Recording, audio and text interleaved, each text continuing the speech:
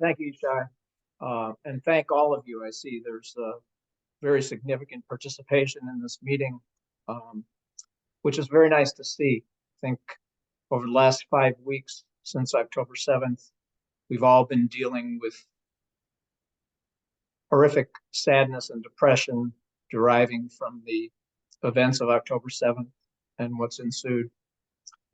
And I hope everybody feels some of what I feel, which is a measure of comfort from getting together with you, my friends, my colleagues, in our efforts to help direct the activities of the Hebrew University, but also to share in the experience. And it would clearly be better if we could be together in person, but just seeing your faces in these little boxes and having the chance to share some of what's going on does provide some comfort. I hope it does for all of us.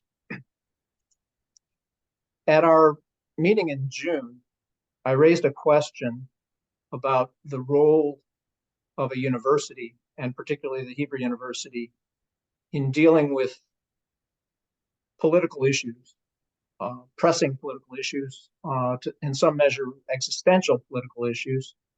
And we haven't really resolved that question.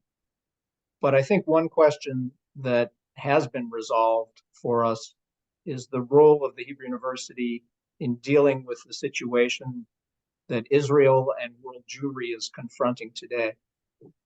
And I was particularly gratified and pleased to see the response of our president, Asher Cohen, our rector, Tamir Sheffer, in helping to educate their colleagues, the leadership of universities, particularly in North America, but also around the world, in terms of distinguishing between free speech and academic independence, which we all support, distinguishing that from condoning and being complicit in supporting evil.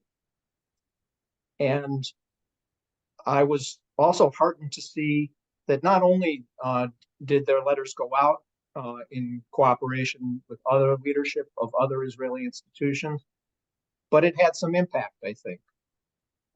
Some of the universities that had not taken stands and that were condoning horrific anti-Semitic acts on their campuses have gotten better. I wish I could say that it was universal, that all the universities that are allowing this bad behavior to continue, this evil behavior to continue, have sprung into action. That is not the case. And I focus on universities because that is where a lot of the most anti-Semitic action is taking place, but it's not confined to universities. We're seeing a rise of anti-Semitism around the world. That's troublesome,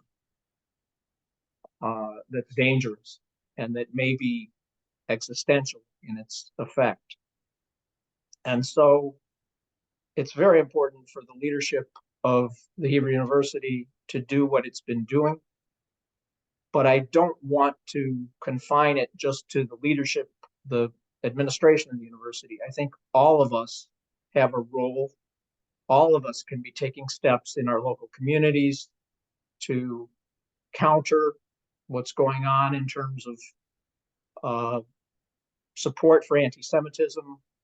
I was heartened by the initial response worldwide, which seemed to be condemnation of the atrocities committed by Hamas.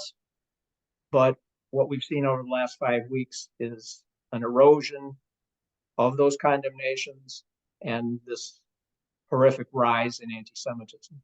And I think we can each play a role.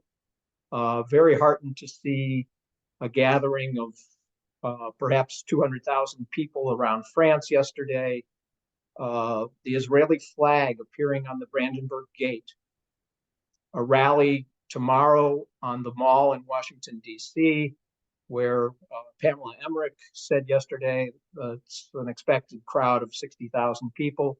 What I'm hearing is it could well be multiples of that. declaring their support for Israel and their condemnation of anti-Semitism. But again, I think we all have a role to play in this, and I urge all of us individually and on behalf of the university to express our views and to make sure that we make it clear that there is no tolerance for anti-Semitism. I come back to what I said earlier, that there is this overwhelming sadness, depression, PTSD over the loss that was suffered on October 7th, the abduction of innocent civilians as hostages who are still being held in Gaza, and the loss of life, not just on October 7th, but continuing brave soldiers of the IDF venturing into Gaza to help rescue hostages and to help put an end to Hamas. And with that in mind, I'd like to turn the microphone over to our Director General, Yishai Frankel, for some words.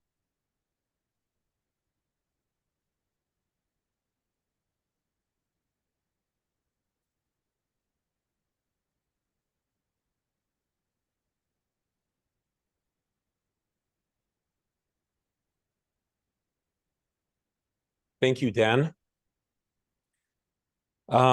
Given the recent tragic events, the October 7th attack and the fighting since, we felt it was incumbent upon us to honor and commemorate the members of our community and their immediate relations who lost their lives in these horrific events. We tried our best to be thorough in gathering information under quite challenging circumstances, but if we have inadvertently left anyone who should be mentioned off this list, we apologize in advance.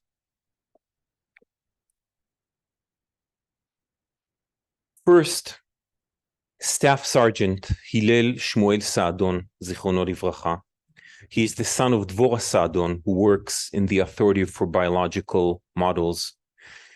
Hillel died in combat on October 7th. He was 21 years old. Sergeant Yael Leibushor, she is the daughter of Dr. Chagai Leibushor from the business school. Yael was murdered in the army base of Nahal Oz on October 7th. She was 20 years old.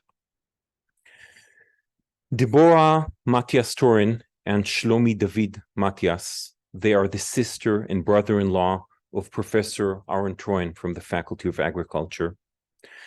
Deborah and Shlomi were murdered in their home in Kibbutz Cholit as they were defending their 3 children. They were both 47 years old. Adrian Neta, she's the mother of Ayana Neta, a PhD student in the Faculty of Agriculture. Adrian was murdered at her home in Kibbutz Be'eri, and she was 66 years old. Staff Sergeant Aner Eliakim Shapira from Jerusalem. He's the son of Shira Shapira, a PhD student of ours, and he's the grandson of 2 professors of ours, Professor Yemima and Hanina Ben Menachem. He died in combat on October 7th. He was 22 years old. Our alumni, Danielle Ben Signor from Or Akiva, she graduated from the nursing department in the Faculty of Medicine. Danielle was murdered at the Nova Festival in Re'im on October 7th, and she was 34 years old. Shachar Kadman from Ranen graduated from the Faculty of Agriculture, murdered also at the Nova Festival. He was 34 years old. Yigal Flash, who graduated from the Faculty of Agriculture, Yigal was 66 years old, was murdered with his wife Cindy at their home in Kibbutz Kfar Aza. Major Sagi Golan from Ra'anana, who graduated from the Global International Development Program. Sagi died in combat at Kibbutz Be'eri. He was 30 years old. Aaron Goren, who graduated from the Global Program. murdered together with her mother, Tova, Zichronah Livracha, at their home in Kibbutz Kfar Aza. Shraga Hasid from Mazkeret Batya, 77 years old, graduated from the Faculty of Agriculture. He was killed by a rocket in Ashkelon. Ofir Liebstein, who graduated from the Leadership Development Program in the Federman School of Public Policy and Governance. Ofir was the head of the Sha'ar HaNegev Regional Council. Ofir, who was 50 years old, died fighting the terrorists, defending the kibbutz, together with his 19-year-old son, Nitzan. Police Inspector Andrei Poshibai from Be'er Sheva. He graduated from the Institute of Criminology in the Faculty of Law. He died in combat on October 8th, 39 years old. Tzur Saidi from Moshav Gan HaDarom, who graduated just 3 months ago from the Faculty of Agriculture. He was murdered at the Nova Festival on October 7th, 29 years old. Police Chief Inspector Stanislav Shenkman from Rishon LeZion, who graduated also from the Institute of Criminology in the Faculty of Law. He died in combat on October 7th, 40 years old. Yaakov Inon graduated from the Faculty of Agriculture. He was murdered with his wife Bilha at their home in Moshav Nativ HaAsara. Major medical doctor Yair Zaluf from Tel Mond. Yair graduated from the Tzameret track in the Faculty of Medicine. He was an intern of pediatric medicine at the Schneider's Children's Hospital. He died in combat on October 9th, 32 years old. Sergeant Inon Fleischman from Jerusalem, who graduated from the Department of History, and he died in combat in the north on October 29th. Majid Ibrahim from Abu Ghosh. Majid was a young boy, just about to start his first year at the School of Computer Science. He was 19 years old and killed by a missile attack on October 14th. We have a number of kidnapped people in our community. First is Carmel Gat. She's a student at the Faculty of Medicine. She was kidnapped from her home in Kibbutz Be'eri as her mother, Kineret, was murdered. Sagi Dekelchen, 35 years old. He's the son of Professor Yonatan Dekelchen from the Faculty of Humanities, and he was kidnapped from Kibbutz Nir Oz. Evyatar David, he's the brother of Eli David from our youth division, kidnapped from the Nova Festival in Re'im. Shoshan Haran, 67 years old. She graduated from the Faculty of Agriculture.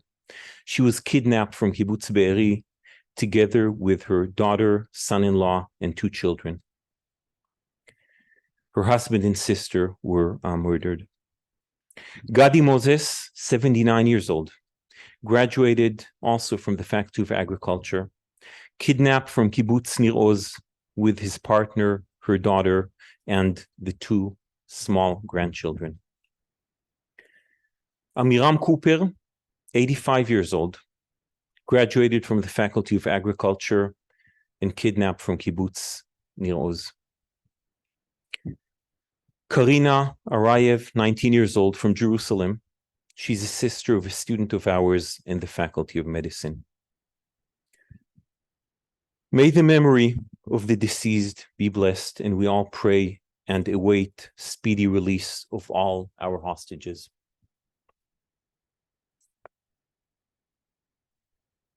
We will now return to our plenary schedule. If you have any questions, please write them in the chat so that we can order them, and we'll bring up these questions at the end of the session. It is now my pleasure to invite Professor Asher Cohen, our president.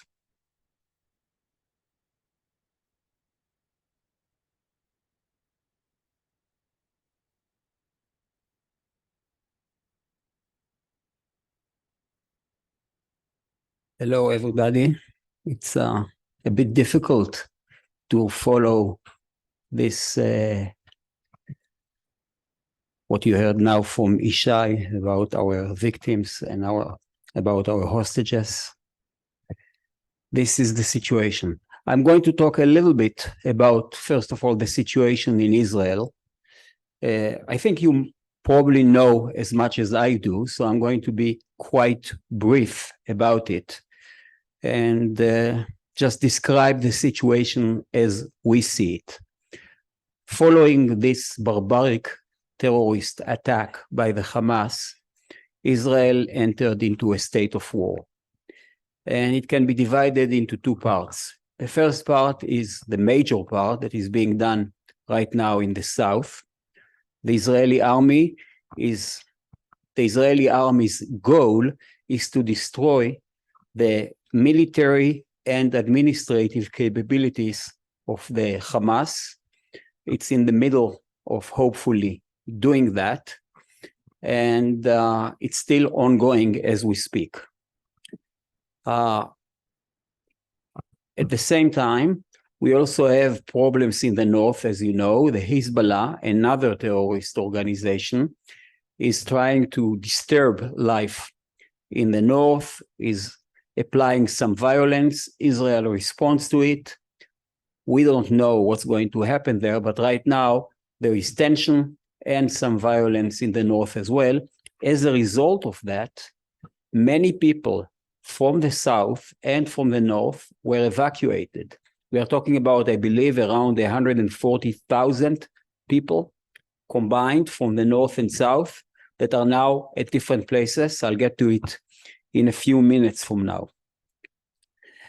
And this situation of war in the south and military action in the north continues and will continue for the next probably few weeks. The optimists amongst us hope that in a few weeks this will be over, at least the acute stage, the stage in which so many reserve units are being used will be over in a few weeks. And then hopefully at that time, we can resume more normal activities. It's not going to be entirely normal, as you know, but at least more normal activities in Israel in general, and we'll resume as much as possible life as we know it. Of course, no one knows what's going to happen. It could be weeks, it could be longer, especially if the situation in the north escalates. And it's impossible really to predict what's going to happen. While all this is going on in Israel, you guys out there in the world encountered some sort of an addition to that. We see lots of anti-Israeli, anti-Jewish activities around the world. It started with universities, as you know. Some of them, by the way, many of them, showed clear solidarity and support with the Hebrew University. They called us, they sent us letters, they emphasized their shock from the terrible terrorist act, and generally speaking, showed their friendship and support. But as you know, there were other universities that unfortunately didn't do that. You all probably know about Harvard and Stanford that behaved as if they are looking at a two-sided violence, ignoring what happened on the 7th of October as a major part of it, and just hoping that there is no violence. We did something that is unusual for universities. Universities usually talk to each other in friendly terms, and we sent a letter that in our mind exposed the hypocrisy in doing so, in ignoring the major barbaric act that led to everything that we are witnessing now. They did respond to it to some extent, but they and other universities still try to remain out of that conflict. At the same time, in the campuses of many universities, we see all kinds of anti-Israeli and anti-Jewish activities of all kinds. And now it's also being spilled to the streets in some cities around the world. I still think that this is not representing the mainstream of the population, but it does show alarming signs of anti-Semitism, anti-Jewish, anti-Israeli activities that we didn't really expect, I think, and now we are seeing them.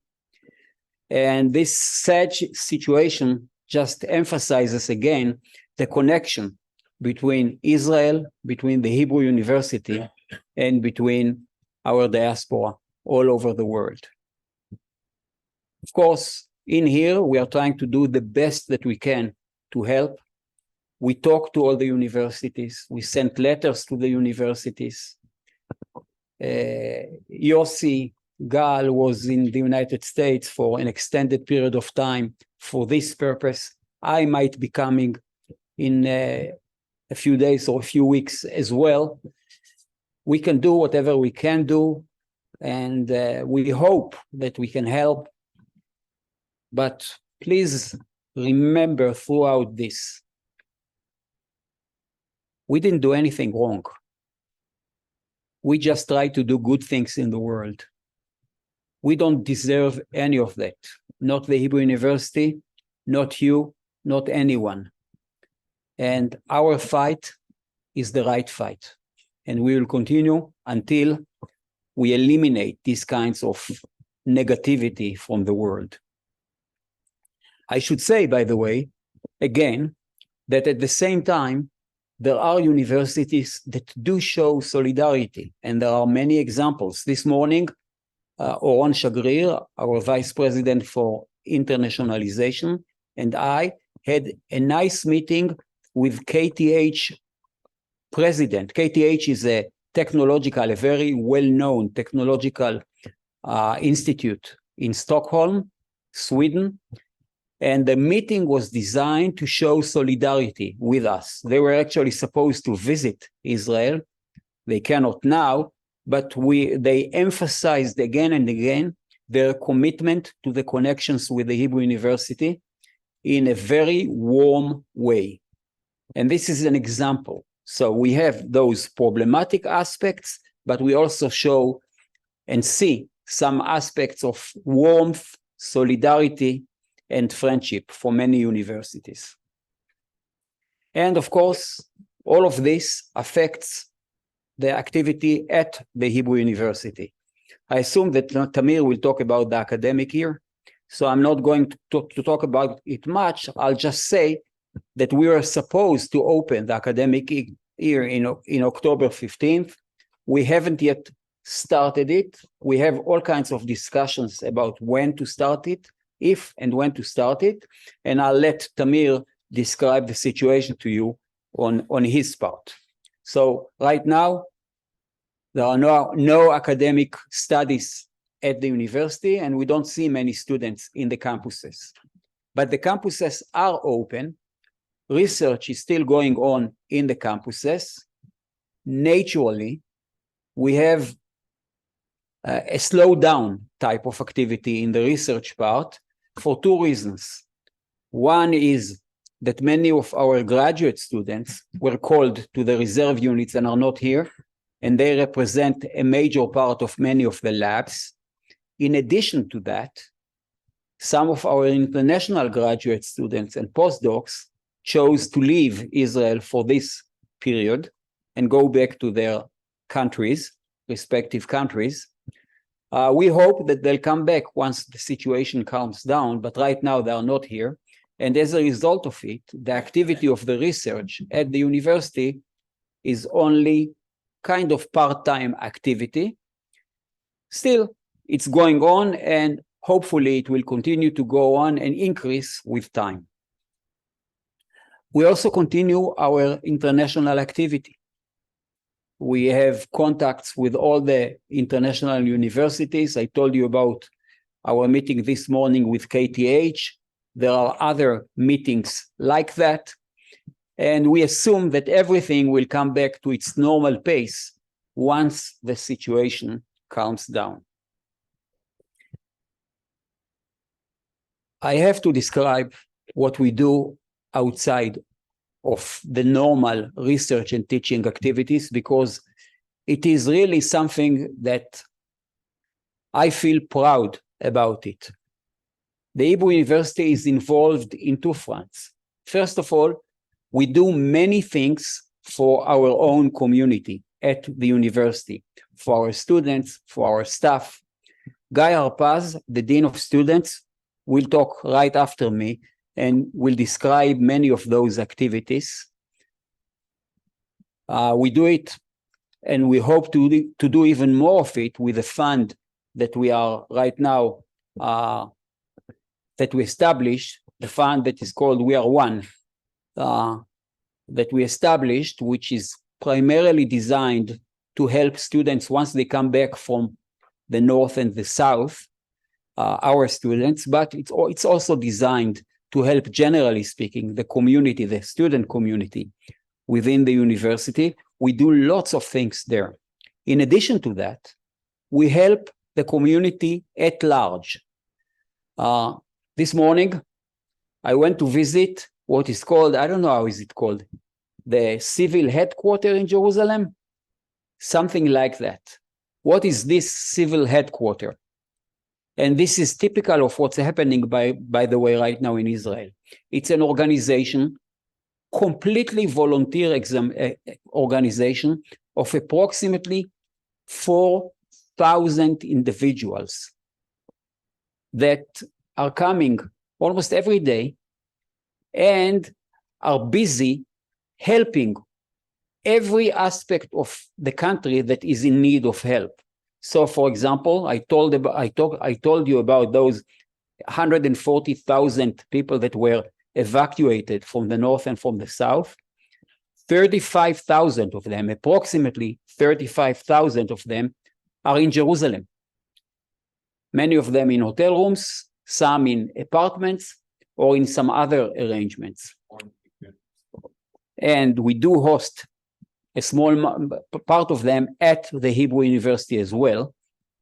And this headquarters simply helps as much as possible all the needs of these people: food, education,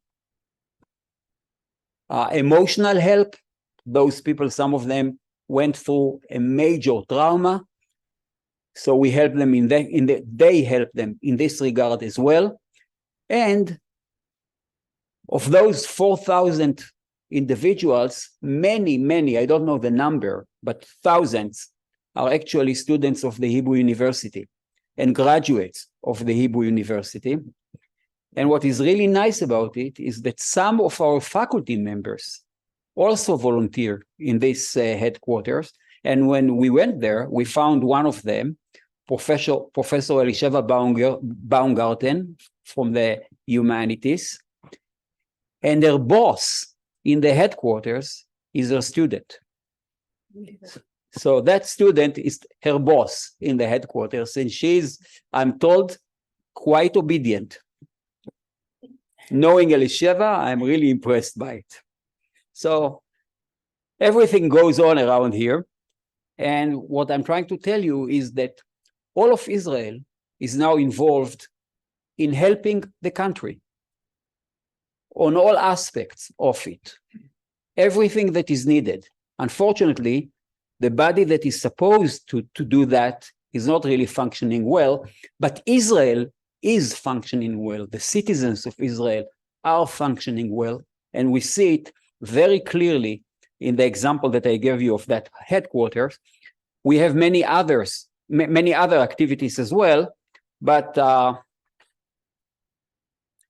I'm not going to talk much about it anymore.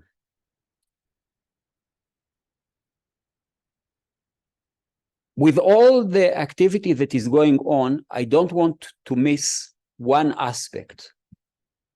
that bothers us, that is very important for us. As you all well know, we are proud of our diversity. We are a community composed of majority of Jewish students, but many students that come from other sections, other religions, other categories of population.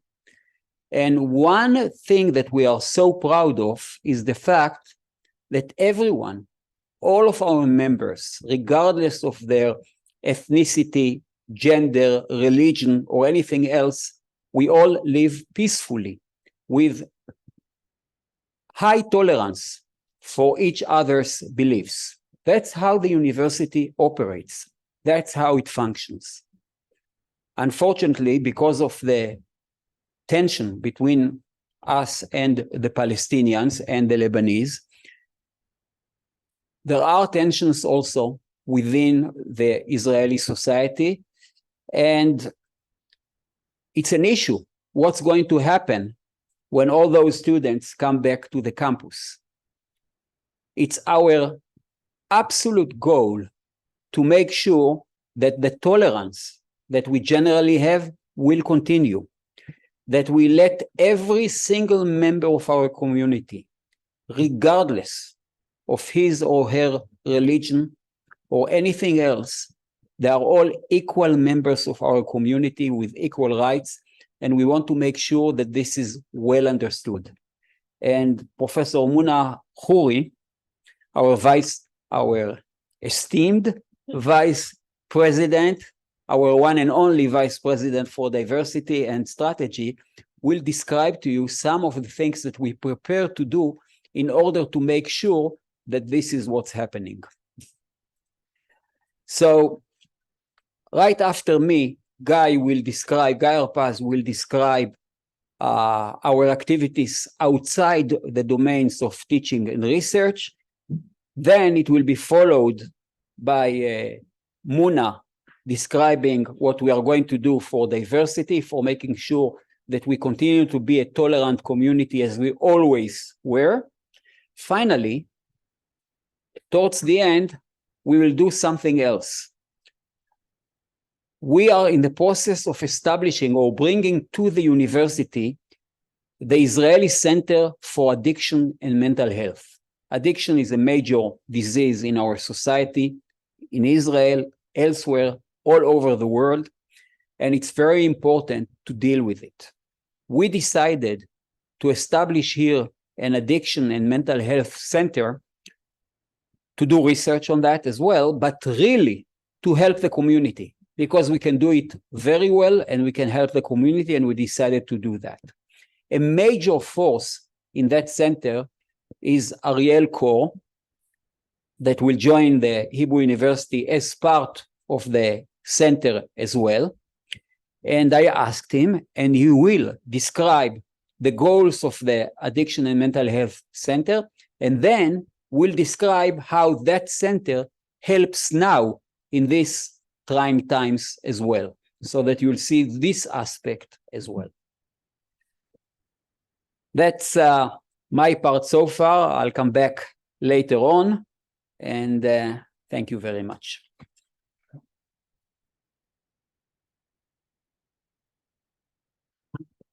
Thank you, Asher. And I'm now happy to invite Professor Guy Harpaz, our Dean of Students.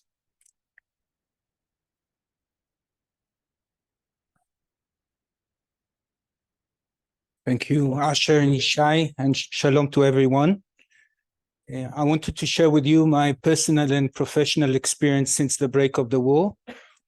I have the privilege of serving as the university's Dean of Students, and hence I would focus only on issues pertaining to student welfare. And I apologize in advance if I would be too personal. I woke up at 6:30 Saturday morning. Usually I do not use my cell over the Saturdays, but for some strange reasons I did.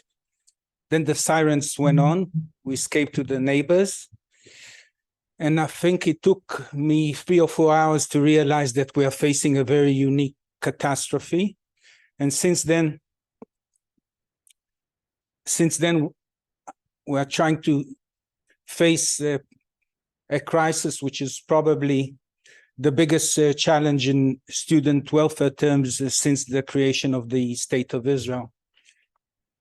We took some immediate measures. First, we approached all of our students, informing them that we support them and we provide them with certain services to assist them.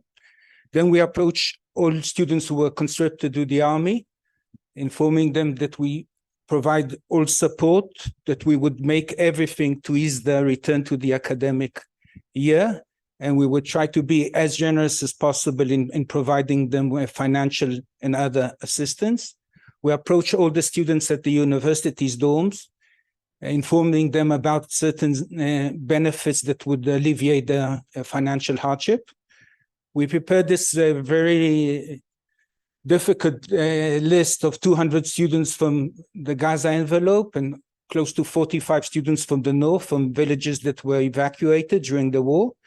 We phoned each and every student. We spoke with each and every student, and we asked for the challenges, and we provide them with tailor-made solutions as far as we can. We tried to speak with each and every incoming or freshman student in order to make sure that they feel secure and that they would actually join us. We tried to phone each and every Palestinian students who are situated in a very awkward and challenging situation. We approach all of our students who pursue an exchange semester abroad. Again, they are facing different challenges, including some nasty political demonstrations. We expanded our counseling center. In normal times, we have close to 50 therapists, and we expanded the center, and we provided a free of charge hotline for students and for academic and administrative staff. And as Asher mentioned, we are in the business of trying to support the community. Both our students and academic and administrative staff are very, very busy in some of the most impressive initiatives. We assist legally and otherwise families of the hostages. We host in Mount Scopus, in Rehovot, and in Safra, some of the families from the south. We assist in various hospitals in Jerusalem and elsewhere.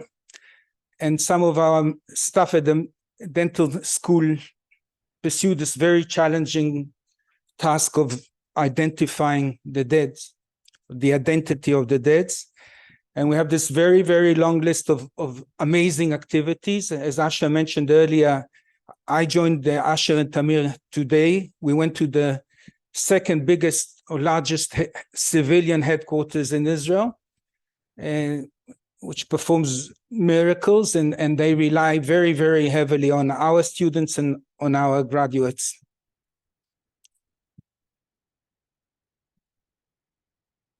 Since the war, I had some very, very difficult moments. I went to the equivalent of the Shiva, of Muslim Shiva of Majid, a 19-year-old student from Abu Ghosh, whom Ishai mentioned. Majid comes from a very, very non-privileged family in the Arab village of Abu Ghosh. He was the star of his family. He was admitted to the School of Computer Sciences. I wouldn't be able to be admitted, and my brilliant kids wouldn't, but he was. And he was about to commence his studies on the 14th of October, and he died on the night between the 13th and the 14th. And I went to the Muslim Shiva and met his father, Ziad. He's my age. I looked at his eyes. I saw the sorrow, and I couldn't offer any words of assistance. I spoke also with Ophir, whose grandmother and a student of us, her grandmother and grandfather were abducted, and now they are now in Gaza. And when I speak with her, I think of my beloved late grandmother, who escaped Bialystok a minute before the Nazis went in. I spoke with Amit from Kibbutz Yad Mordechai, a brilliant student from nursing. I phoned her just to support her, and I discovered during the conversation that she actually supports me. And she said to me that she's not in En Gedi with her kibbutz, but she actually went to a hospital in Netanya because she's a nursing student and she thought that she could assist there. I spoke with Eli, a student of us from Safra, from the Safra campus. His brother, Eviatar, is in Gaza. I spoke with him and thought about my brother.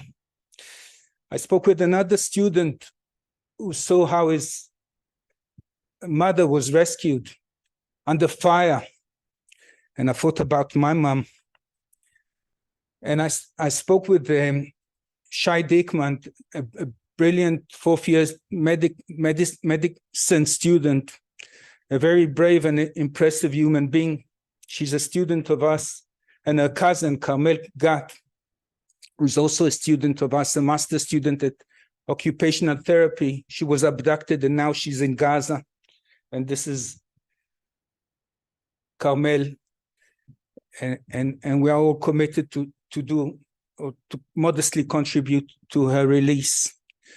I believe that we are facing three major challenges. The first challenge is the fear that some students would actually not join us. The third challenge is the first day of the academic year and the tension or the potential tension. I would try to skip the two challenges and leave a third one to our esteemed Muna.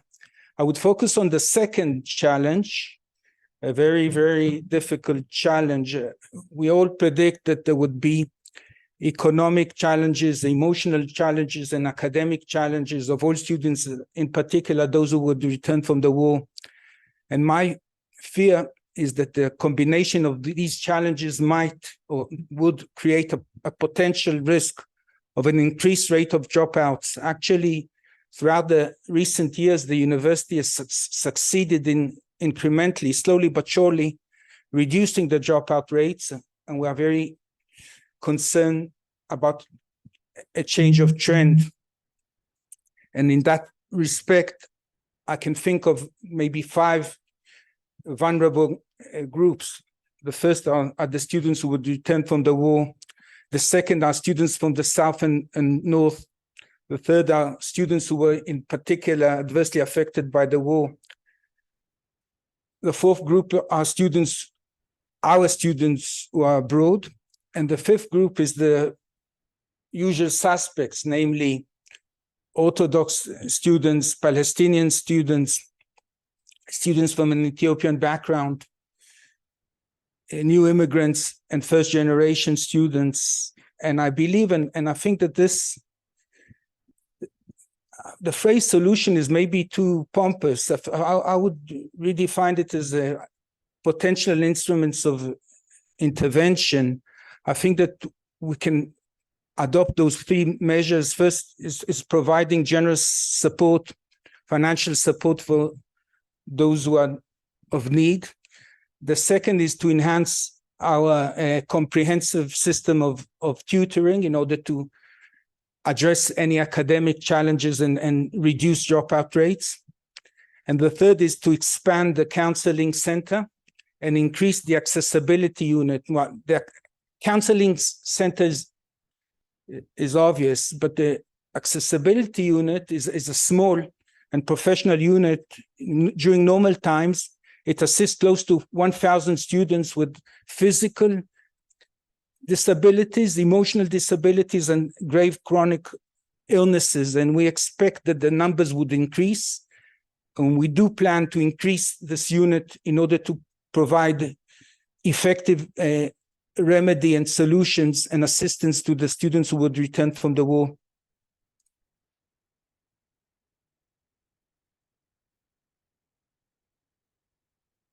I wanted to conclude with a long personal note. It's my 6th year as the Dean of Students, and nothing in this role or in my life prepared me for this challenge.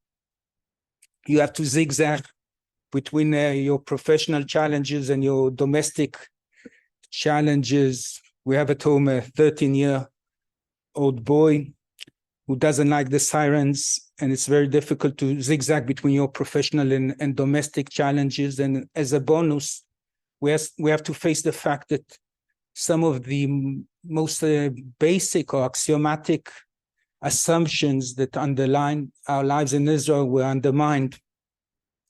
As Asher mentioned, the comfort is that we are not alone, and I receive every day emails of support from colleagues and students and friends and foreigners from all over the world. I myself was born in Israel only 7 years after my parents immigrated to Israel from South Africa and from Argentina. And Israel gave me a lot. It gave me a home and feeling of identity and meaning and pride, and gave me a good education system and a good health system.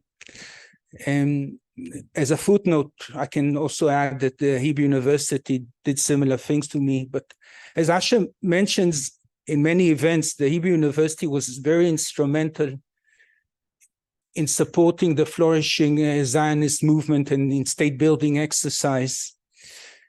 And now we are facing a different challenge, and I believe, I'm not a prophet, I do not have any strategic advice, but I believe that we would prevail both in the north and in the south. But I still believe that the biggest challenge is not the external one, but the internal one. And personally, I think that the socio-political status that prevailed on the eve of the 7th of October is not sustainable. And I think that we have to reconstruct our state as a stronger state, as a democratic state, as a liberal state, as a peace-seeking state, and as a state that is committed to equality and excellence, a state that is led by leaders who perceive themselves as public servants. And our students are the best, not only in academic terms, but also in terms of leadership and community involvement. And I believe that in the near future, they would have to carry the burden of this very difficult exercise of reconstructing our state. For the time being, I think it's our duty to support them, our students, the students who would return from the war with all the difficulties. And I believe that the investment in them is the best and smartest investment that one can have in financial terms or terminology. They call it, I believe, Ishai, ROI, return on investment. So I believe that investing in our students would have the best ROI that you can imagine. So I hope that we will meet soon physically, and I hope to be able to celebrate with Eli the return of Eviatar and with Shai the return of Carmel. Thank you very much.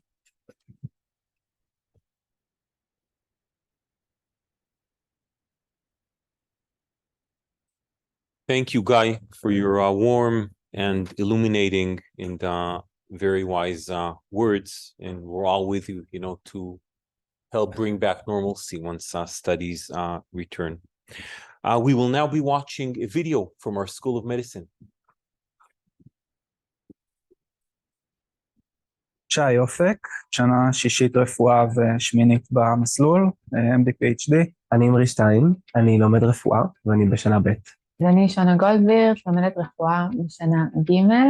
אני אודי קנבל, שנה חמישית ברפואה, מסלול MD PhD מטעם תוכנית צמרת של העתודה הצבאית לרפואה. קוראים לי רומי לוי, ואני סטודנטית לרפואה שנה חמישית. 7 באוקטובר קמתי ב-6 בבוקר עם הבן שלי, וניסיתי לגרום לו לחזור לישון כדי שאני אוכל להתחיל ללמוד למבחן גמר בפסיכיאטריה, ופתחתי את החדשות, ולא האמנתי למראה עיניי. הייתי בבית, אני זוכר שהתעוררתי באיזה 6:30 מהזקה, וזה ירד של מקלט, אז פתחתי ynet, ועוד לא ראו כלום. אז יהיו עוד אזעקות ועוד אזעקות, ומהר מאוד מבינים שזה כבר לא טסט, ותשאלו ככה במשפחה. התעוררנו ב6:30 לאזעקות, ומהר מאוד הבנתי שגם אח שלי בדרך לעזה, וכל קרה כזה כאן, ונורא מעניין. אז 7 לאוקטובר זה התאריך של היום הולדת של בן הזוג שלי. תכננו יום הולדת וכל החגיגות שקשורות בזה.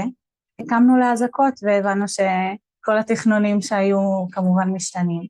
הייתי בבית של ההורים שלי, העירו אותי בבוקר ב6:30 בלחץ, כי התחילו האזעקות גם אצלנו. אז נכנסנו כולנו לממ"ד בהלם. כולנו לא הבנו את גודל האירוע אז.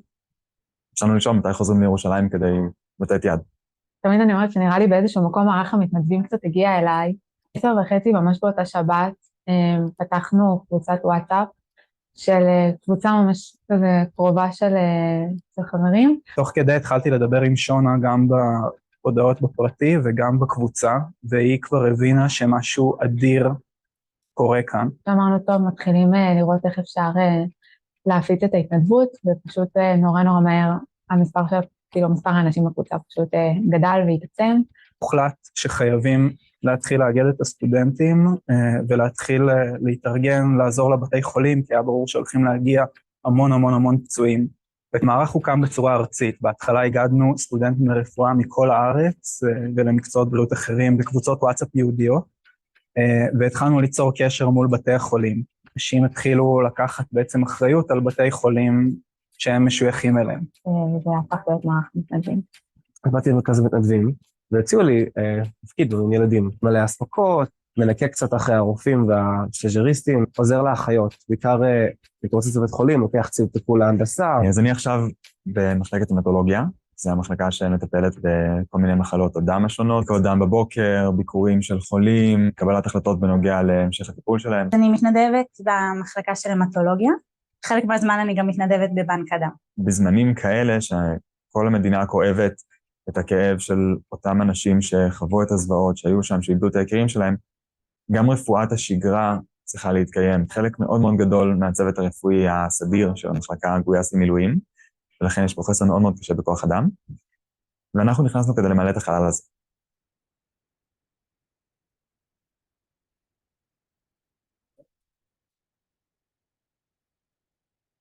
It's now my pleasure to invite Shana, we saw in this video, to address us. Please, Shana.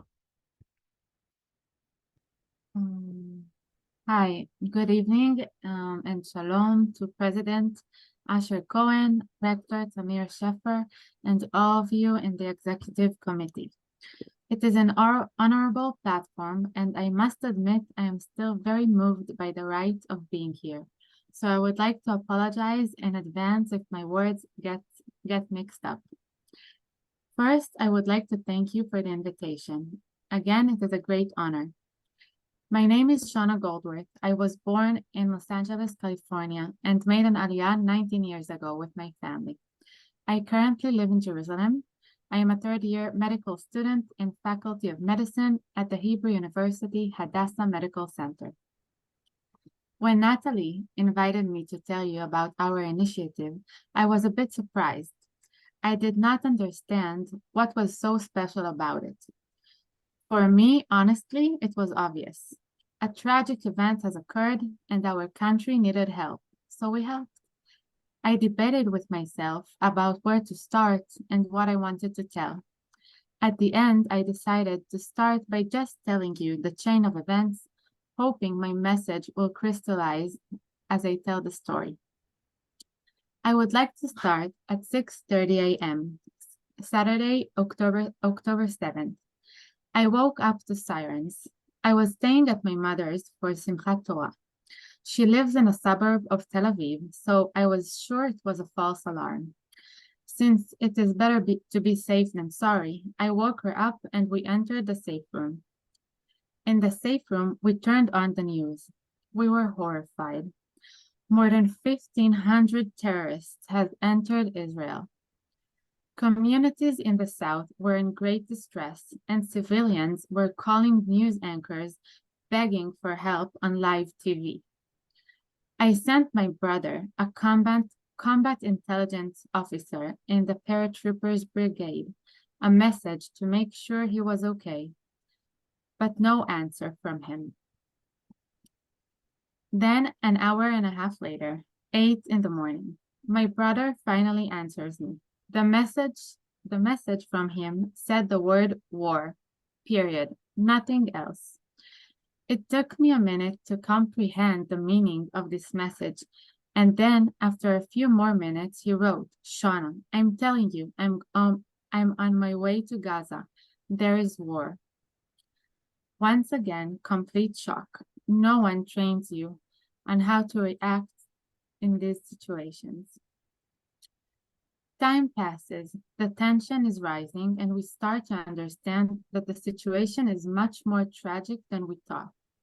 Our worries are growing, and we start making phone calls to loved ones from the different places that are at risk, finding out that some of them have already lost family and friends. 10:30 a.m. The feeling of impotence and shock is turning into a drive to do something and try to find a way to help. I asked in a group of socially active doctors and medicine students if we can help in any way. One of the doctors, a psychiatrist, told me, you should help with the emotional support emergency lines. They can't handle the massive load. Immediately, I sent messages to a few friends, and we decided to form a group and to start help. Meanwhile, I found out my brother was in a battle with terrorists, and I was trying to figure out if he was okay. When I got a sign of life from him, I could breathe again, and we started making phone calls. About an hour later, we opened a WhatsApp group, Health Profession Students Helping. Not too catchy in English, but in Hebrew it sounds better. It started out small and intimate, but as we sent invitations to join us, the news spread quickly, and by 5:30 p.m., we were more than 10,000 students. Today, our volunteering student community consists of more than 4,500 students in the health professions, mostly medical students throughout the country. Since then, our array of volunteers has grown and developed. We formed regional teams who led local activities, and we contacted hospitals, mental health centers, and HMOs throughout the country, offering our help. Also, Israel's Health Administration contacted us and used our lists to support more facilities and health centers. In the meantime, another collaboration was with Dr. Tzvi Fischel, chairman of the National Council of Mental Health, the first doctor who believed in us.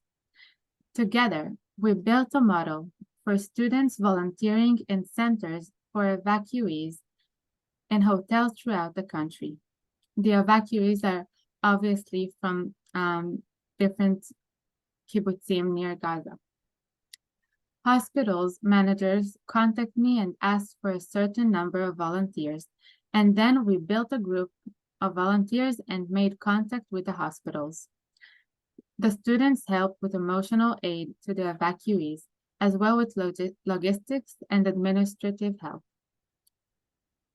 I am excited to tell you that today our students are helping in a great deal of hospitals in Israel because many of their routine staff were recruited to reserve duty. Our students helped in the clinical field in ongoing operation, and they even offer babysitting services to doctors and their families. Our Jerusalem-based volunteering model is the best in the country.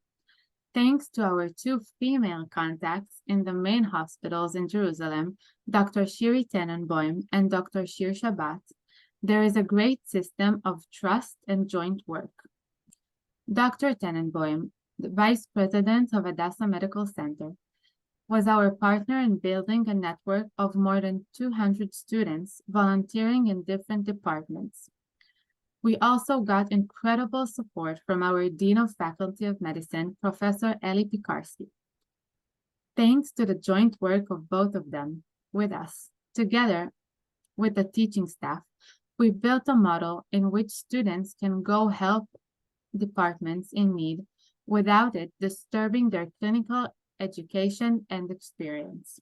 That began on November 5th.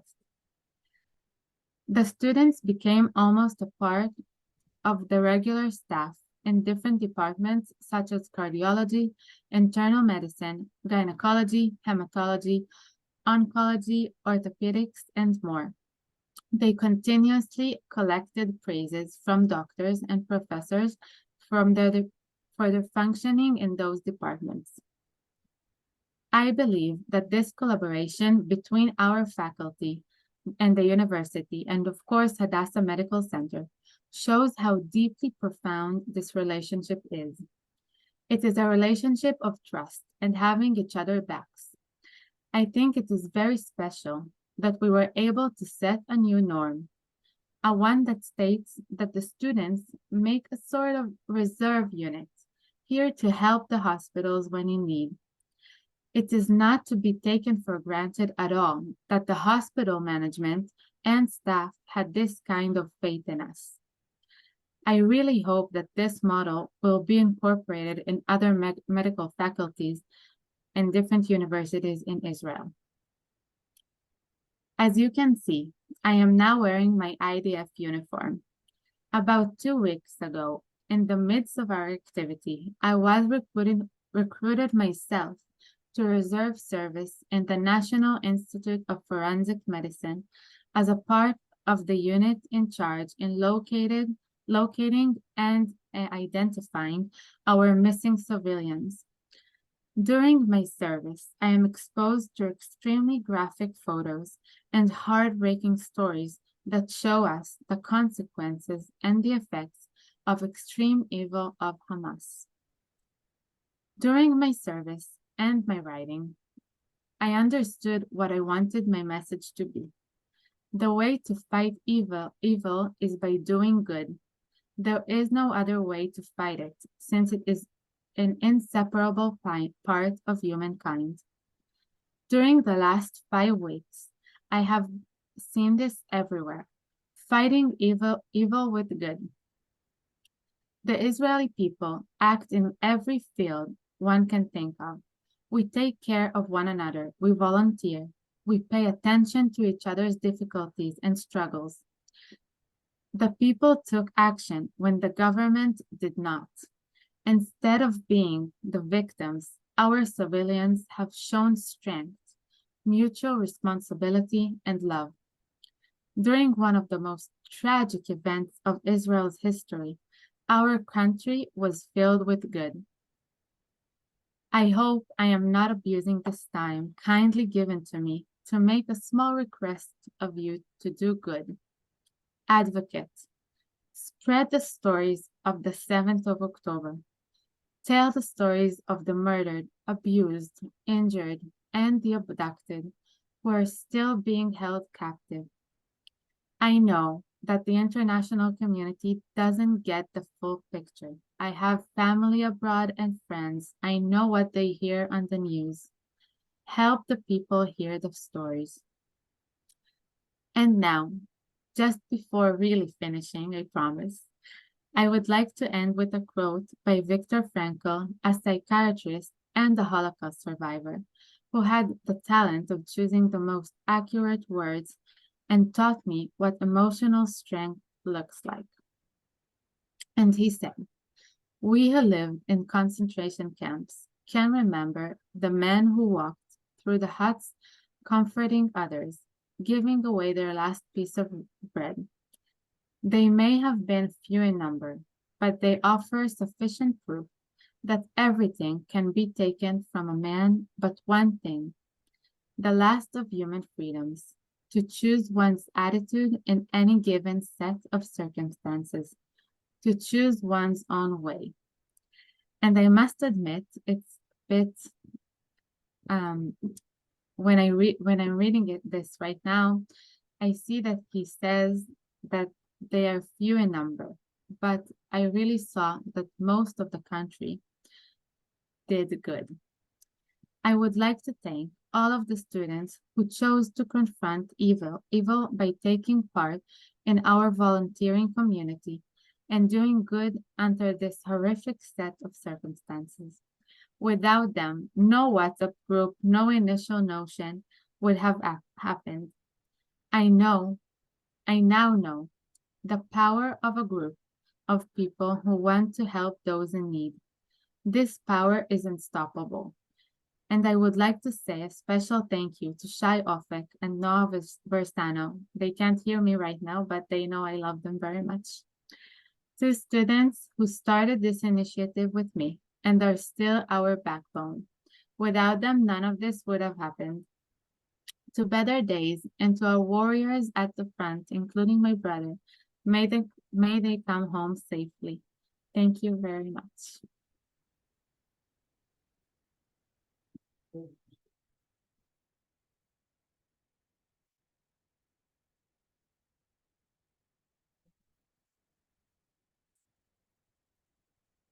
Inspiring, isn't it? Simply inspiring. And you see it all over the place. And now I would like to introduce Professor Muna Khoury. She may not be in need of being introduced because everyone knows her. She even got the President Medal, right? That's how it's called, from the President of Israel a few months ago, awarding her for all of her productive and really amazing activities for diversity, for promoting good things in the world. But I don't think I can represent it. I can represent her well enough. So Muna, come and represent yourself, please.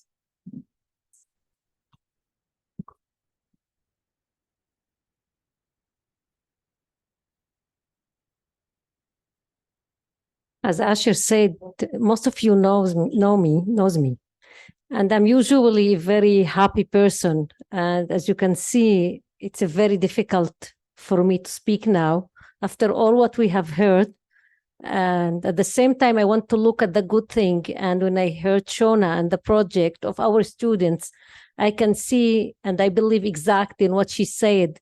We should invest in the good things in our society in order to have a better future. And this is actually what I believe in and what we are trying to do at the university and hopefully at the country in general. So I will talk with you about diversity in different aspects of what we have been doing during the last few weeks and what we are planning to do in the future. So as you all know, on October 7th, we have entered a new reality that has never been experienced in Israeli society and certainly not anticipated by the university and the diversity unit in particular. Because of the usual events in Israel, we started our coping based on a document titled Before the Storm that we had worked on for a long time upon the request of the university president following the May 21st event, 2021 events. The idea was to have plan ready for crisis situations. The document actually addressed various steps we would have to take to weather a future storm. October 7th proved to be a storm at a scale we had not imagined. After several days of initial shock, we began implementing adapted interventions for the university community. These interventions are provided jointly with the rector's office and his vice rectors, human resources department and the academic administration, the dean of student office, the teaching and learning unit, and other units. We held 4 Zoom meetings with more than 300 administrative and academic staff participated. It actually showed the need of our community to participate and talk about their feelings and about the situation. Next week, we will hold 2 additional Zoom meetings for junior teaching staff with more than 150 registered. In addition, we offered a variety of support adapted to the needs of the various group forums, including diversity officers in administrative units, dean, associate deans, senior administrative staff, and others.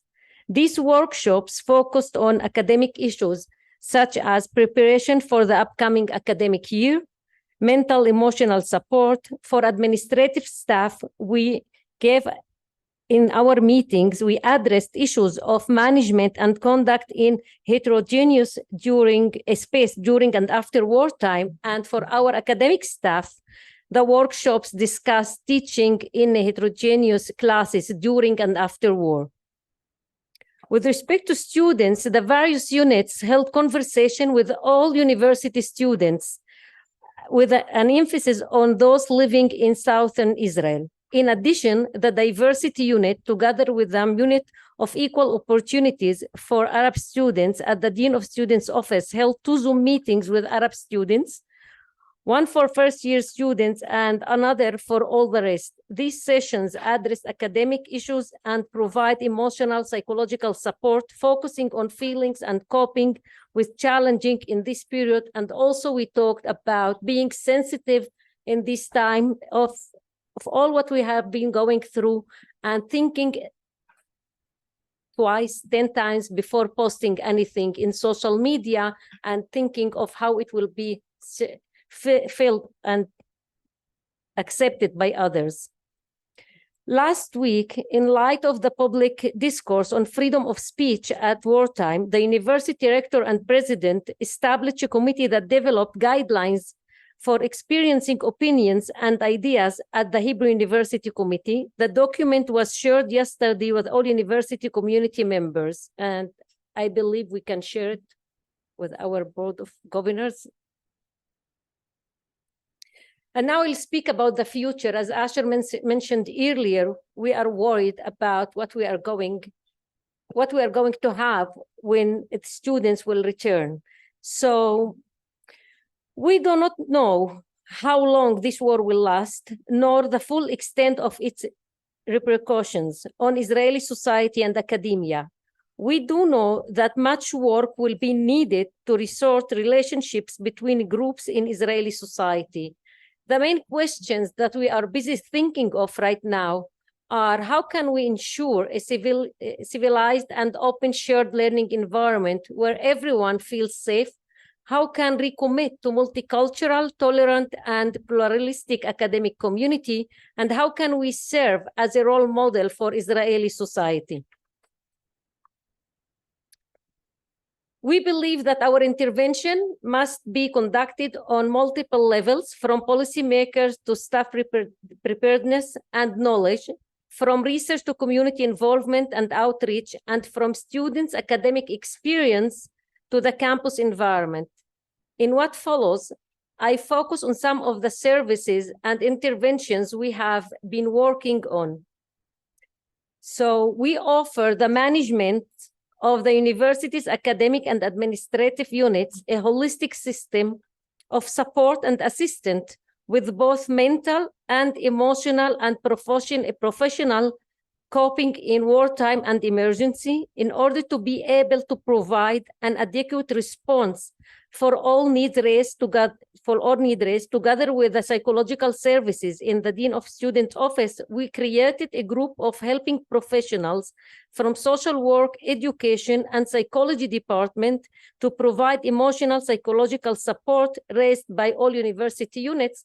And it's an opportunity to thank all of them for volunteering to this effort to help our community and administrative and faculty members. One of the main challenges, as all we might expect, is to face teaching in heterogeneous classes during and after wartime. We have heard a lot of faculty members who are talking about this issue and this challenge. We offer a variety of workshops and resources designed to equip the lecturers with pedagogical and emotional tools for teaching in a heterogeneous classes. What requires coping in routine becomes a serious challenge in wartime. Given the intergroup conflict that intensify in such a time, at first, priority will be given to departments with particularly heterogeneous classes or that teach politically and emotionally exclusive sensitive issues. And we have started with the pharmacology department, in which we have 80% Arab students, and we already held one meeting, and we will have another meetings during the coming months, and also with the humanity departments, which in which they have more courses who target or have sensitive issues. And together with the Dean of Students Office, we began working on several interventions in preparation for students' return. Winter at the Hebrew University is a forum we are creating these days, made up of administrative and academic staff and students. Initially, the forum is designed to deal with the current destructive implications of the war. Later on, it will act to create and promote a desirable future vision that enables a sense of community. In collaboration with the Students' Union, we plan to offer opportunities for mixed Jewish-Arab groups with uniquely trained counselors for students who participate in the first year together, Shana Aleph Lo Levad, orientation program. In continuation of our previous efforts, we will also act to reduce gaps between the students by providing academic skills. We believe that significant narrowing of gaps is essential also for shared discourse and activities among students, particularly in our leading project of joint class assignments.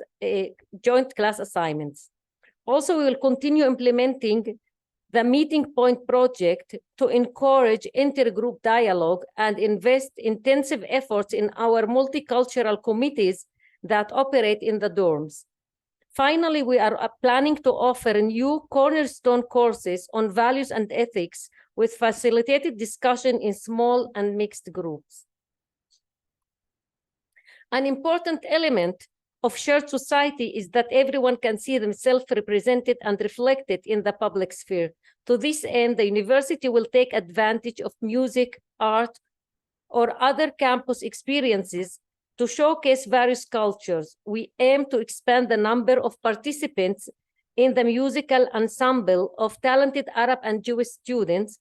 Following the success of the musical ensemble, we aim to initiate a multicultural theater project, of course, of Jewish and Arab students and other students who will be happy to participate, such as international students.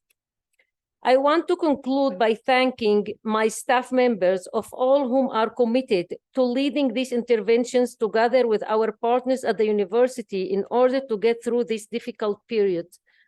Thank you, everyone.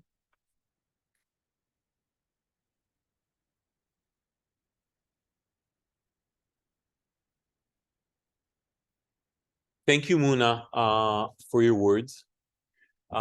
We will now be taking a short break, a 7-minute break until 7:30 p.m. Israel time. So we'll meet you at 30 past the hour for the second part of our session.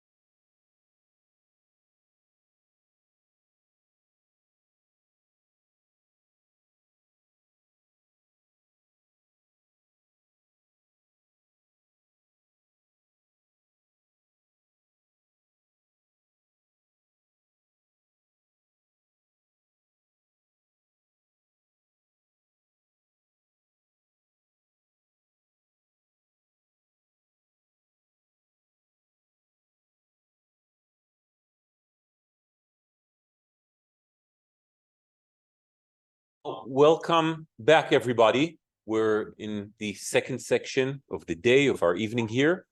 We will be pushing out the Q&A session towards the end of this part. It is now my honor and my pleasure to introduce Dr. Ariel Kor, who's also a friend. Ariel is the founder and a major figure in the past couple of years in the field of addiction and mental health. Ariel is a co-founder of the Israeli Center for Prevention of Addictions, and he will very shortly be joining the Hebrew University in the joint center we are setting up. So, Ariel, the floor is yours.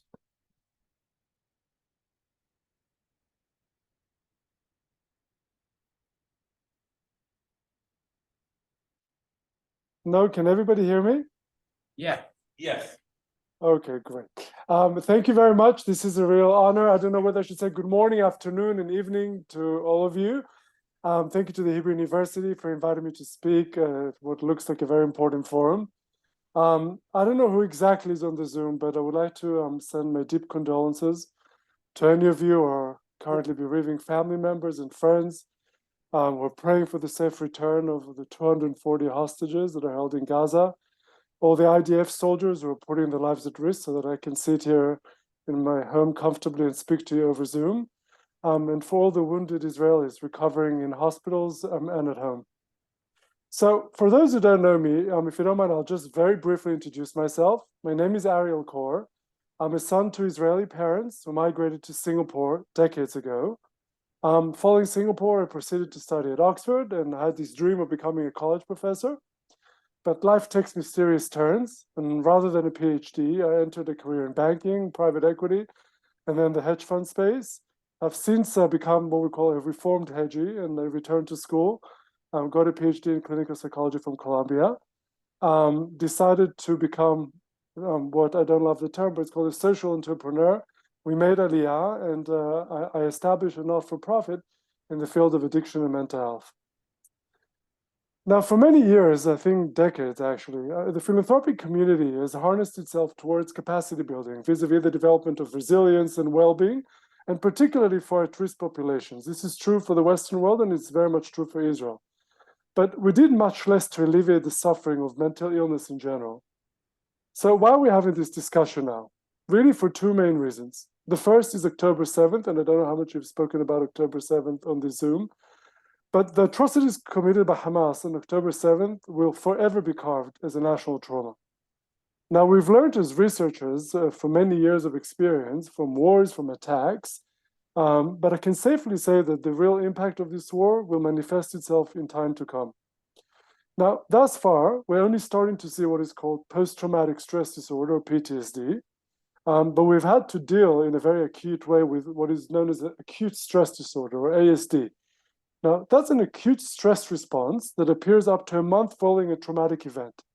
It is a response due to lack of clarity, lack of certainty. For example, are there still terrorists walking around the street, or will the Hezbollah be attacking us in the north? Now, as we as a collective, as a nation, feel that the IDF are regaining control over the situation, the physiological stress response begins or should begin to subside, and our bodies can begin to soothe. Well, we're not really there yet. Now, the surprise attack launched by Hamas, which included the most savage of massacres our nations and people have experienced, the abduction of over 200 of our citizens, and a delayed reaction from our security services, both the police and the army, sent us all into a state of shock. Now, the reports of the scale of the atrocities, accompanied by desperate pleas for help from residents of Gaza, hiding the Gaza envelope, of course, hiding and begging for rescue, led to acute stress in everybody who was exposed. Now, what happened to Israelis during those days, and what could be considered a light at the end of this very dark tunnel that we've entered? Now, trauma-inducing events are those in which a person is exposed to physical or mental danger as a result of, let's say, war or accident, sexual or physical assault, or any other life-threatening event. Now, today we know that even the bare witnessing of such an event, even if a person is a complete stranger, has the same potential.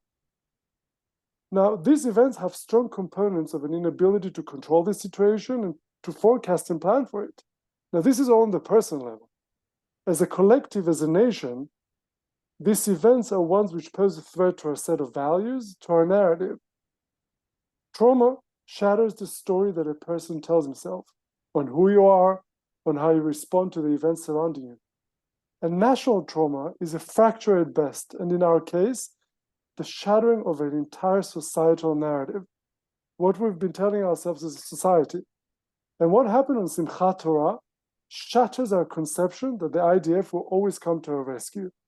That if we're ever attacked, the police will show up, the IDF will show up, somebody will show up.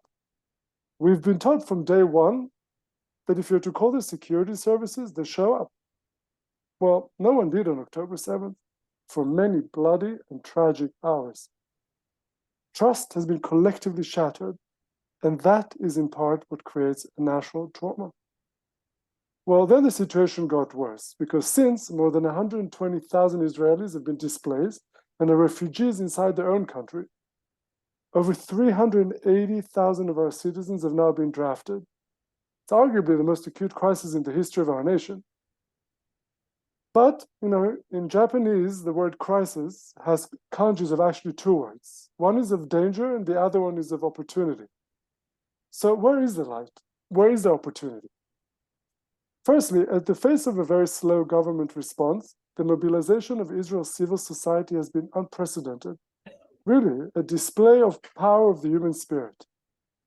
Secondly, less than 20% of people exposed to trauma will develop one of the three most prevalent responses to it, be it PTSD, addiction, and or depression. Now, I've personally been working with evacuees from Kfar Aza, who are now in Shfaim, which is near Herzliya, since the afternoon of Sunday, October 8th. We've set up emergency services there 24/7, and I'll probably refrain from getting into graphic details, but it will suffice to say that in all my years as a clinical psychologist, I've never experienced anything like what we're witnessing. And I'll be happy to answer questions about this at the end. Addiction and mental health affects each and every one of us, whether directly or indirectly. And it is time we decide to engage in an open and honest conversation about it. Approximately 23% of the people in the United States, 18% in the UK, and 21% in Israel will at some point have a diagnosable addiction and mental illness in their lives. These are people like you and me. They're people we encounter every day. Those who teach our children, drive the taxis we ride in, and write the books we read. In fact, we may actually be talking about ourselves, or perhaps our family members. Now, it is crucial that we recognize addiction and mental health as an integral component of our being, just like physical health. Now, the impact of it, extends beyond the individual. It affects our families, our communities, our societies. It hampers productivity, it strains relationships, it diminishes the quality of our life. And by addressing it, we not only improve the lives of the specific individuals, but we become a much more compassionate and stronger society. But despite the universality of this issue, and even though I'm a professor for clinical psychology, I and we all struggle to talk about addiction and mental health openly, or to offer adequate care or resources. We often remain silenced by a shame that tells us that those with mental illness are somehow less worthy or at fault for their own suffering. Stigma breeds shame. Stigma breeds silence. Now, we can no longer afford to be silenced by stigma or stymied by misguided ideas that portray these conditions as a matter of weakness or moral failing. Now, although excellent medications and therapies exist, only about 20% of people with addiction and mental health difficulties will ever receive treatment. There are many reasons why people don't get care. That includes cost and lack of access to qualified providers. But the major reason people don't seek treatment, even when access and funds are available, is stigma. Now, why is this discussion just urgent, and not just because of October 7th? The answer is that our adolescent children are suffering like never before. Since 2007, there is an unprecedented increase in mental illness markers among adolescents in the Western world, particularly for depression, for anxiety, and for addiction. It is alarming. We're in the midst of a crisis. The signs are everywhere, and they're flashing red. Now, I'll just give you some examples. Israeli adolescents are spending approximately 10 hours a day on their screens. Now, the cynics in this room will argue that most of it is for learning. Well, it's not. Adolescent use of alcohol in Israel has tripled since 2019, tripled. Mental health pathology, be it substances, depression, or anxiety, has more than doubled over the past 4 years. And since October 8th, the prescriptions of benzodiazepines, which is a highly effective but also a highly addictive anxiety medication, is up 320%. This is just since October 8th. You may think these changes are Israel-specific. Well, they're not, because epidemiological data in the Western world depicts a bleaker picture elsewhere. Now, the cynics here will reemerge and argue that we're overdiagnosing or using too loose of a diagnostic criteria. Well, we probably are. But even when you control for this, meaning you clean the data for overdiagnosis, the situation is dire. Something must change, and something bold has to be done. Our nation is among the world leaders in many fields of medicine, of science, of technology. Our country's healthcare system is a source of pride and wonder, and I've lived in 7 countries in my life, so I can tell you that for sure. As was most recently demonstrated in the highly effective rollout of COVID-19, of the vaccinations, but in the area of addiction and mental health, of research, of training, of prevention, of treatment, our system is sorely lacking.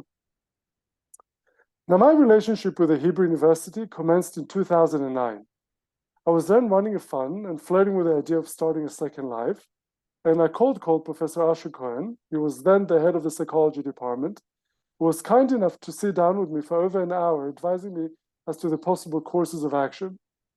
Now, although I'm really from Singapore, I'm an 8th-generation Jerusalemite, and I've always wanted to become a part of the development and of the growth of this city. Now, the Hebrew University, and I don't know how much you appreciate it, is unique in its approach of not only being a center of academic excellence, and really of the highest order, but it is also an institution which leads the way in impacting the street. Now, the university, in collaboration with the Israel Center on Addiction, the not-for-profit that I established, is now disrupting this entrenched paradigm, and we're in the midst of building the first of its kind university-based center that will serve as a multidisciplinary research and also clinical hub to address issues of addiction and mental health in Israel. Now, the center will leverage the experience of our NGO, of the Israel Center on Addiction, in both treatment, in training, and in prevention, and will conduct wide-ranging research and academic expertise of the Hebrew University, and we will jointly establish and operate what is going to be called the Israel Center on Addiction and Mental Health. The center received a very generous grant from the Israeli Foundation, and we're very grateful to them. Now, the center is going to be bringing together an interdisciplinary team of world-class researchers, clinicians, practitioners, and hopefully it will generate breakthroughs in the understanding, in the prevention, in the treatment of addiction and of mental health. Experts from a wide variety of disciplines, from neuroscience to public policy, encompassing brain and life sciences, of medicine, of public health, of psychology, of social work, pharmacology, will bring together their expertise. And this will bear the address to challenge this very big challenge that we have ahead of us, the challenge of addiction and mental health, which since October 7th has become much bigger. Through the center, our scientists, the academics, the practitioners will engage in basic and applied research. We will train the next generation of service providers, implement prevention programs, and advance public policy in addiction and mental health, and also provide patient care. A site has been extended by the university to house these operations in Mount Scopus, and it will very much power our center.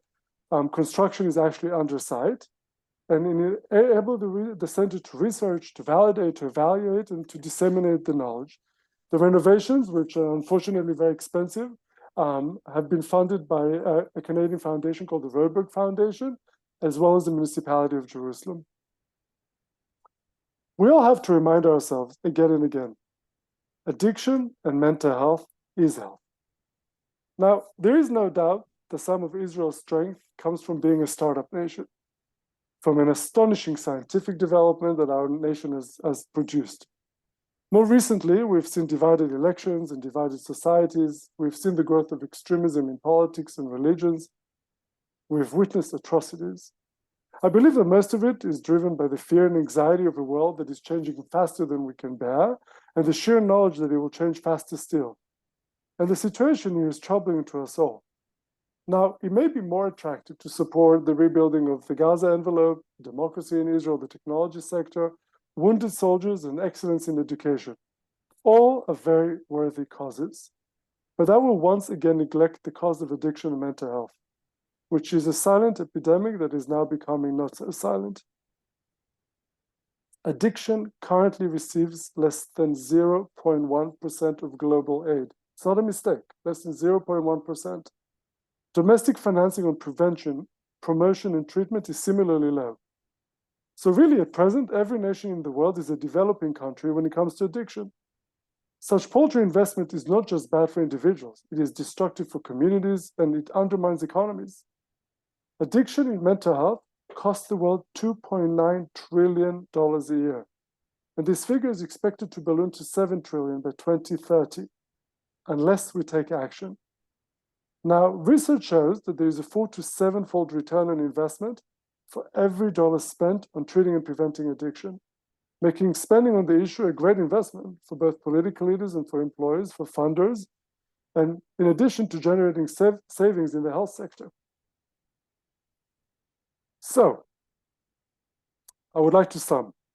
This is really a call to action, because to effect change, we need the power of philanthropists, of social activists, of you. Maybe you're somebody who's coping with substance addiction, or maybe you have a family member who's suffering from trauma. Maybe you're a provider looking to improve the care that you deliver, or maybe you're the CEO of a large company who cares about their employees. Maybe you're just somebody who simply wants to save lives. But no matter who you are, this is a call to action for you. I want to express my deep gratitude to all of you for being here, to the Hebrew University for enabling us to do what it is that we're doing.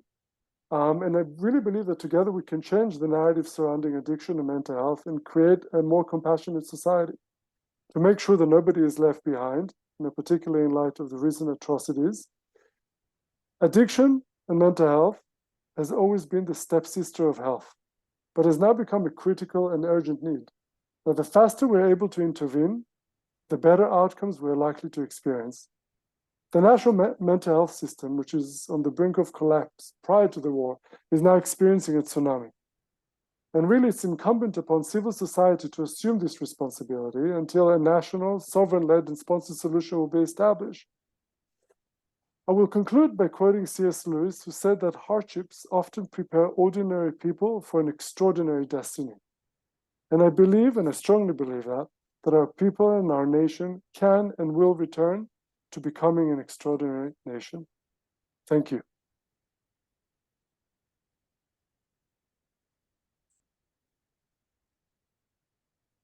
Thank you, Ariel, for these words. And we all look forward to the continued collaboration of the university and the Israeli Center for Addiction and Mental Health. So a big thank you. I will now be inviting our rector, Professor Tamir Shefer, to address us. Thank you, Shai. Hi, everybody. We have two main goals: to have a full academic year with 2 full semesters. That's the first goal. And our second goal is not to leave anyone behind. An additional goal that we have always, and we must maintain it, is to maintain our academic excellence in spite of the war. Let me focus on several challenges, some of which have been mentioned before. We must keep in touch with our students and faculty. We must decide when and how to open the academic year. The current decision, the general decision, is to open it when some of the reservists are released. Now, tonight there is a meeting of university presidents after discussions with the rectors, and we believe that it's kind of anticipation, but we believe that the academic year will be open sometimes between mid-December and the first week of January. In that case, we will be able to have 2 semesters of about 11 weeks each, with time to maintain, to have exams in the middle, and to end the academic year at the end of July. That's probably the decisions that will be made today, but we will have to see if indeed we will see many of the reservists being released by the beginning of December. We must make decisions, good decisions, about how to make sure that the reservists who would join us during the semester will be able to make up the missing academic material. We must know how to deal with the intergroup tension on campus. This is the thing that Muna has discussed earlier. This is a tremendous challenge. We must learn how to deal with increasing needs in light of reduced resources. The academic challenges will require increasing investment in tutoring, for example, that require more resources, and we will have to deal with that in light of a possible cut in our budget, a cut made by the government.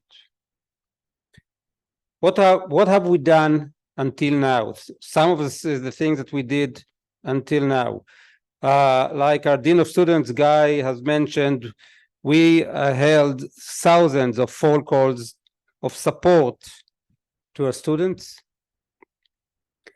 We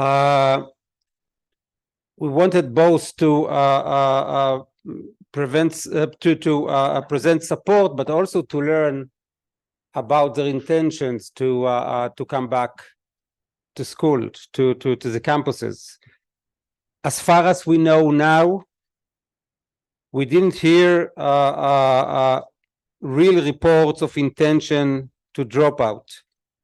It's still too early to know, but we hope that most of our students will come back to our campuses. We must work on academic planning, and we work very hard with the deans, with the faculty deans, to build flexible programs, flexible in terms of the number of meetings, the assignments, etc. The basic idea is that deans will have autonomy to build custom-made arrangements of the semester. So we will know when we start, when we end. We know that we should have 11 meetings, probably 11 meetings, but deans will be able to build programs that will be flexible, that will fit the needs, the special needs of their programs and their students, because we have a great variety between our different faculties. We will have to ensure that to have full support for reservists, for students from the south and the north, etc. As I said, we will have to have tutorials. We're gonna film all our classes. For that end, we are now purchasing additional recording materials to equip all our classes. This is something that we are investing on right now. There will be taped presentations, maybe reducing course requirement for reservists only if needed, and much, much more. The idea is to provide a real full support, mainly for the reservists and for people who really suffered more for the war, in order to make sure that no one is left behind. we also have started some of our programs. For instance, the clinical practicum in medicine, in social work, have started because we need these students to help our civil society. We have started our international program. Some of them have already opened, and we will open any program that we can, any program in which there are not too many people that are right now in the army. We also will have to assist and provide help to our faculty members, and especially for our young faculty members who suffered a lot of difficulties right now. You know, children are at home. It's very difficult to hold research, and we will provide relief for this group of scholars as much as possible in order to make sure and to allow them to return to the research. We are planning to do this year a lot of work also in order to remind ourselves that we are the leading research university in Israel, and we are about, or we are very, we intend to remain such. We're not going to give up our excellence in research. And this is a great challenge when thinking about the period that we're facing now, but this is something that we are going to insist on. We are also very proud of our faculty members regarding their volunteering in this period. Just several examples. We have faculty members who provide open lectures to all, both students and others. We have our faculty members provide professional support. For instance, faculty members from medicine, from dental medicine, from even the vet school are doing the extremely important and extremely horrible and hard work of extracting DNA from mutilated bodies, mutilated corpses.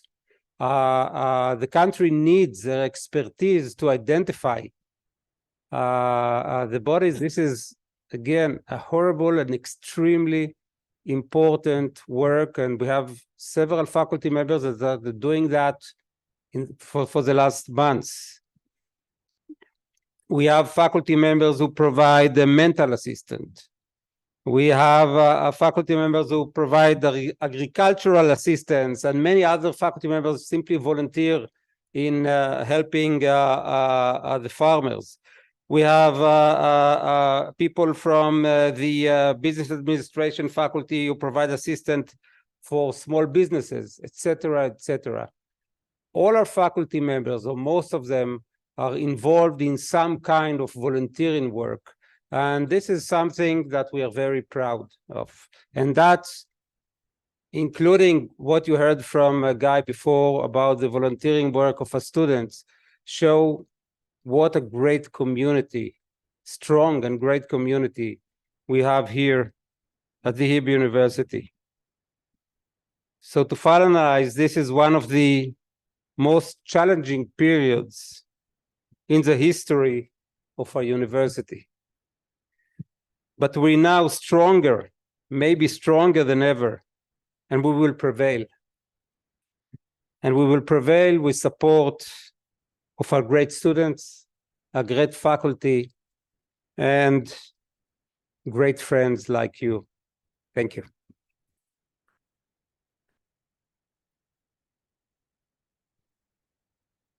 Thank you, Tamir, for your things.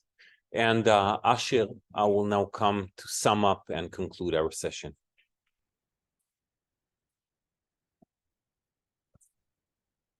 So we heard quite a bit of reviews about what's happening here at the Hebrew University, in Israel in general. What is really very important for me to make sure that you understand is that we all strongly believe that we will prevail. It's not that we will win. Of course we will win, but we will prevail. In a few weeks or months from now, we are going to run this institute, this great institute, as well as it ever was, and we'll build upon also the new things that we acquired during this time. I also want to reiterate what I said in my earlier words. We have always been one family. We always felt like you and us are part of the Hebrew University family. The events that happened to all of us in the last few weeks made it actually stronger. It's not just that we are one family, we have one destiny. And we all are going to make sure that this is a great destiny. I want to thank all the people that helped make this event happen, starting with Yossi and Ram and everyone else that is right here. You don't see them, but I see them, and they worked very hard to make sure that this event will function as well as it did. Lastly, I want to thank all of you for taking the time, listening to us, and being part of our family. Thank you very much.